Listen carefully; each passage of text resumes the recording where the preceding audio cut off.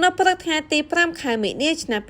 2026ក្រសួងបរិស្ថានបានឲ្យដឹងថាមន្ត្រីជំនាញបរិស្ថានបានតម្រូវឲ្យក្រុមហ៊ុន Suhao Handbag Co Ltd នៅខេត្តកណ្ដាលពង្រឹងបទកថាបច្ចេកទេសបរិស្ថានមួយចំនួនបន្ទាប់ពីកម្មករជាង10នាក់មានការដួលសន្លប់ចំពោះវិធានការក្រសួងបរិស្ថានបានដាក់ចេញវិធានការបច្ចេកទេសដល់ក្រុមហ៊ុនអនុវត្តដូចខាងក្រោម1ក្រុមហ៊ុនត្រូវកែសម្រួលសីតុណ្ហភាពក្នុងអគារផលិតកម្មឲ្យស្ថិតនៅក្រោមកម្រិតស្តង់ដារកំណត់ស្តង់ដារ30អង្សាសេ2ក្រុមហ៊ុនត្រូវរៀបចំប្រព័ន្ធត្រជាក់3ក្រុមហ៊ុនត្រូវរៀបចំលំហូរខ្យល់ក្នុងអគារផលិតកម្មចេញចូលឲ្យបានគ្រាន់4ក្រុមហ៊ុនត្រូវរៀបចំទីតាំងបិទកៅលើស្បែកកាបូបនិងការប្រើប្រាស់សាំងក្រអូបសម្រាប់ជូតសម្អាតឲ្យដាច់ដោយឡែកពីផ្នែកដេក5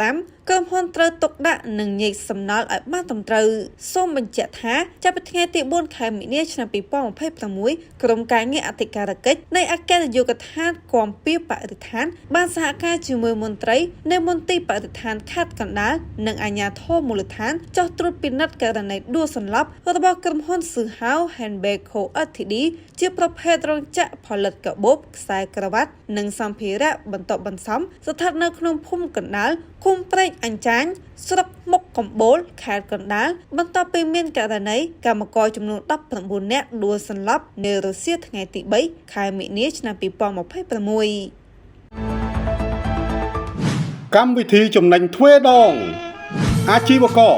ទិញប្រអប់ Sky One TV ស៊េរីថ្មីចំណេញប្រាក់ច្រើនជាងដំឡើងប្រអប់ Sky One TV ស៊េរីថ្មីក៏ចំណេញប្រាក់ច្រើនផងដែរអ្នកទស្សនាទទួលបានប៉ុស្តិ៍ច្រើនព្រមទាំងប៉ុស្តិ៍កីឡាបាល់ទាត់ពិភពលោកគ្រប់ស្ថាប័ន Sky One TV លើសពីទូរទស្សន៍នៅកម្ពុជា Sky One TV សូមភ្ជាប់គម្រោងថ្មីច្រើនជាង140ប៉ុស្តិ៍តម្លៃពិសេសមួយឈុត